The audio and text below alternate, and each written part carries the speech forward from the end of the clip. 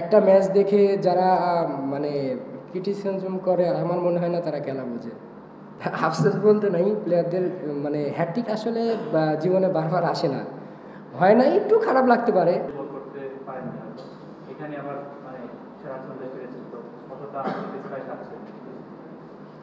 না, অবশ্যই স্যাটিসফ্যাকশনের এটা একটা বিষয়, বিকজ একটা প্লেয়ার যখন 50টা টেস্ট খেলে ফেলবে, সিলেটে যেভাবে আমি বোলিং করছি, অবশ্যই এটা আমার মানে একটা প্লেয়ারের জন্য ইয়ে না, মানে ভালো জিনিস না এতগুলো টেস্ট খেলার পরে এরকম বলি।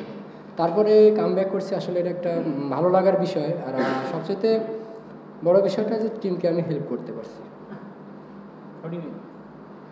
ওই সেকেন্ড সেশনটা তো আসলে ভালো লাগে। তারপরে ওদের যে ক্র্যাম্প করলো, দীপক যে ক্র্যাম্প করলো, ক্র্যাম্পটা বাইরে চলে গেল, ওইটা একটা দিনের টার্নিং পয়েন্ট কিনা? তারপরে আপনার টাইট বোলিং করেছেন কয়েক ওভার, তারপরে আস্তে আস্তে উইকেট করতে।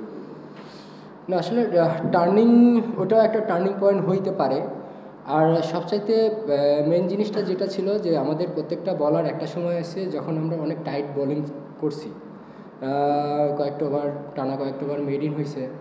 তো আসলে এই মুভমেন্টগুলো একটা টেস্ট ম্যাচে খুবই ইম্পর্টেন্ট। যখন একটা পার্টনারশিপ বোলিং হয় তখন হয়তো একটা উইকেট পড়ার চান্স থাকে, হয়তো বা সেই কাজটা হয়েছে। আপনি সিলেটে একটা প্রেস কনফারেন্সে একবার বলেছিলেন যে এখন আমার বুড়ো বানাই দিয়েন না, মানে এটা 2023 শেষের দিকে। তো আবার ওইখানে বলছিলেন যে মনে হয় যে 400-500 উইকেট পাবেন। এখন আপনার যে অবস্থা ক্যারিয়ারে বাংলাদেশের ওই হয়তো সবচেয়ে বেশি টেস্ট উইকেট আপনার হয়ে যাবে, থাকে যেহেতু 246। তো টেস্টটা যখন নামে আপনার মোটিভটা কী থাকে? না, মোটিভ আসলে একটা প্লেয়ারের মোটিভ সবসময় থাকে ভালো করার জন্য। তো আসলে আমার কাছে মনে হয় যে একটা প্লেয়ারের সবচেয়ে ইম্পর্টেন্ট জিনিস যেটা হচ্ছে ডিসিপ্লিন। তো আমি নর্মালি সেটাই, মানে আমার রুটিন যেটা সেটা মেনটেন করার চেষ্টা করি। রেজাল্ট হয়তো বা কোনো সময় আসবে বা কোনো সময় আসবে না, বাট ডিসিপ্লিনটা যখন আপনার সাথে থাকবে হয়তো বা ওটা আপনার ক্যারিয়ারের জন্য হেল্প হবে। আর আপনারা যারা এক ফরম্যাট খেলেন তাদের জন্য কতটা চ্যালেঞ্জিং? চ্যালেঞ্জিং সব ফরম্যাটেই চ্যালেঞ্জ আছে, শুধু এক ফরম্যাটে না। আপনি যখন যে ইভেন্টে যাবেন প্রত্যেকটা ফরম্যাটই চ্যালেঞ্জ। সিলেটের সাথে এই পিচের তো নিশ্চয়ই কিছুটা ডিফারেন্স আছে, বাট আপনি কিছু কি ডিফারেন্ট, মানে কোনো কিছু ডিফারেন্টলি করেছেন আজকে, স্পেশালি থার্ড সেশন যেরকম প্রায় 16 ওভার আপনারা দুজন, আপনি 9 বোলিং করে 18 রান দিয়ে 2 উইকেট, ওই টাইমটা অনেকটা জিম্বাবুয়েকে আপনারা আবার কাটাতে পেরেছেন। না, আসলে টেস্ট ক্রিকেটটা হয় কি যে আপনার একটু আগে বললাম যে পার্টনারশিপ বোলিংটা অনেক ইম্পর্টেন্ট। উইকেট যেমনই হোক, দেখা যাচ্ছে অনেক সময় যে ফ্ল্যাট উইকেটেও অনেক সময় উইকেট পড়ে, বাট অনেক সময় দেখা যাচ্ছে যে ভালো উইকেটেও মানে উইকেট পড়ে। বাট এখানে বিষয়টা এরকম যে আপনার পার্টনারশিপ বোলিংটা কতটুকু হচ্ছে আমাদের ব্যাটসম্যানকে যখন আমরা প্রেশার দিব তখন উইকেটের আসার চান্সটা বেশি থাকে। আর আপনি অবশ্যই সিলেটের উইকেট আর এখানকার উইকেটের অনেক ডিফারেন্স আছে, বাট ওরা একটা সময় কিন্তু খুব ভালো খেলতেছিল। তো আমাদের তখন একটাই প্ল্যান ছিল যে আমরা মানে বাড়তি কোনো কিছু না করে আমরা যেন একটা ডিসিপ্লিন ওয়াইজ যেন তাদের রানটা আটকে রাখতে পারি। এবং এখানে অনেক সময় এমন রেকর্ড আছে যে 150-200 রানের পার্টনারশিপ হয়েছে, এক উইকেট পড়ার পর সাথে সাথে 2-3টা উইকেট পড়ছে। তা আমাদের এইভাবেই আমরা আগাইছি আর কি। আসলে একটা সত্যি কথা কি যে একটা প্লেয়ার যখন অনেক দিন পরে ম্যাচ খেলে, পরপর ম্যাচ খেলে, তার জন্য পার্কিং করাটা ডিফিকাল্ট। সেই জায়গা থেকে বলবো যে নাইম টিমকে অনেক বড় হেল্প করছে এবং খুবই মানে ভালো একটা সময় 2টা ব্রেক থ্রু দিছে, যেটা আমাদের টিমকে অনেক হেল্প করছে আর কি। তাইজুল ভাই, প্রথম সেশনে 2 উইকেট নেওয়ার পর সেকেন্ড সেশনটা আপনারা উইকেট ছিলেন, শেষে আবার 7 উইকেট লাস্ট সেশনে। সেকেন্ড সেশনে কি মনে হয় যে একটু বেশি আপনারা জোরে বল করছিলেন, যে কারণে ওইরকম উইকেটের সাপোর্টটা আপনারা পাচ্ছিলেন না? না, বিষয়টা এরকম না। বিষয়টা হচ্ছে যে যখন একটা বলের সিম বা বল পুরান হয়ে যায় তখন এক ধরনের থাকে, আবার নতুন বল যখন হাতে পাবো তখন ইয়েটা আরেক রকম থাকে। তো সব কিছু মিলে যে আমরা যখন পুরান হয়েছে বল তখন আমরা কতটুকু রান সেভ করে থাকতে পারি, বা আমরা যখন নতুন বল পাবো তখন আসলে এরকম উইকেটে খেলাটা ডিফিকাল্ট। তো আমরা আসলে রানটা কন্টিনিউ করার চেষ্টা করতেছিলাম। আরেকটা প্রশ্ন ভাই, সিলেটে আপনি বাজে বল করেছেন, আপনি নিজেও স্বীকার করেছেন এবং তারপরে সোশ্যাল মিডিয়ায় অনেক বেশি ক্রিটিসিজমের শিকার হয়েছেন। আমি জানি না আপনি দেখেছেন কিনা।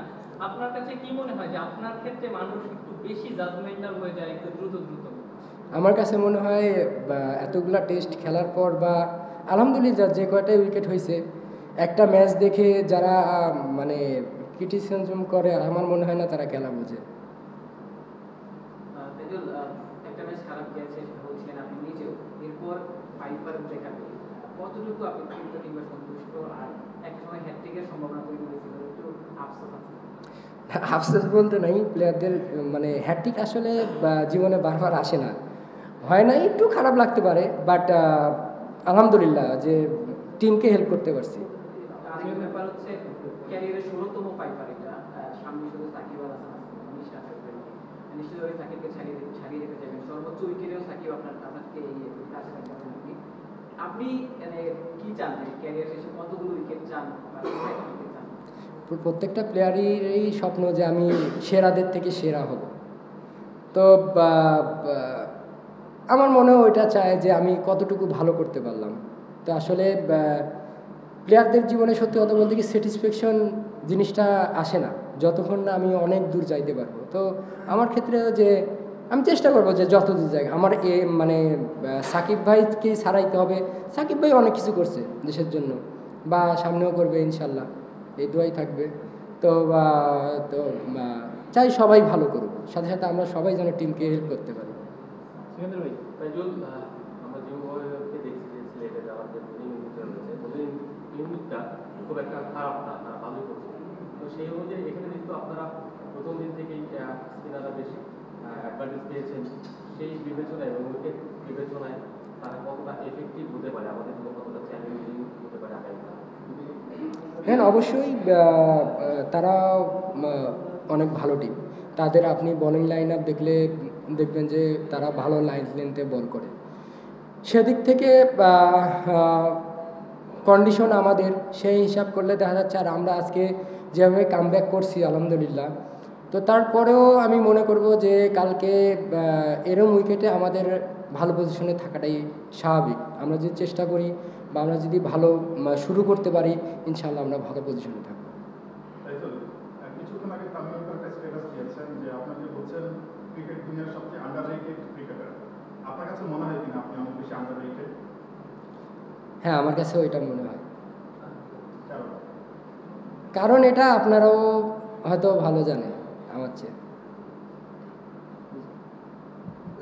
বলছেন যে উইকেট ব্যাট করা কষ্ট কঠিন হতে পারে, যে রানটা তারা করছে একদিন খেলে ফেলেছে, টেস্ট ক্রিকেটে তো এটাও ইম্পর্টেন্ট, একটা বিশেষ করে ফেলেছে, সামনের সময়ের সাথে উইকেটটা খারাপ হতে পারে, আমাদের ব্যাটসম্যানরা ওভাবে কাছে নেই। আপনার কাছে চ্যালেঞ্জিং মনে হয় কারণ কোথাও তার করাতে হবে, আপনার কনফিডেন্স কত আছে যে এই দল বা এই ব্যাটসম্যানরা আরো 300 রানের? না, আমি কি বলছি খারাপ মানে ব্যাটিং? আমি এই কথা বলছি? আমি তো এই কথা বলিনি যে ব্যাটিং। না, অবশ্যই শুনেন, আপনি যখন ক্রিকেটে বা উইকেটে নেমে সেট হবেন তখন কিন্তু আপনি ইজি হয়ে যাবেন। সেট হওয়া না পর্যন্ত যে কোনো ওয়ার্ল্ডের যে কোনো ব্যাটসম্যানের জন্যই টাফ, সেটা উইকেট যেমনই হোক। তো আমরা চাবো যে ব্যাটসম্যানরা যারা ধারাবাহিক আছে তারা রান করতে থাক, বা যারা এক ম্যাচ ধরে রান করতে পারতেছে না তারা রান করুক।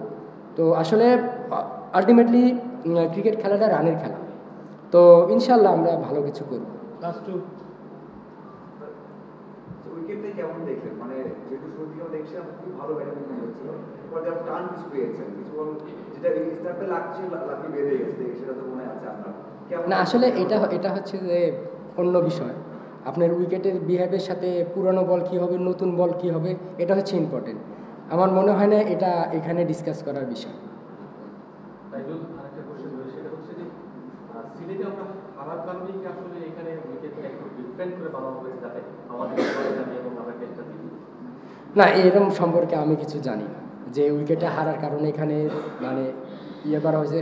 আসলে আমার কাছে মনে হয় যে আমরা যে ভালো বল করছি এই ক্রেডিটটা আমাদের দিতে যাচ্ছেন না।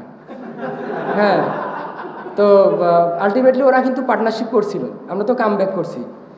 খারাপ করলে তো আর কামব্যাক হইতো না। আলহামদুলিল্লাহ যে আমরা ভালো করে কামব্যাক করছি।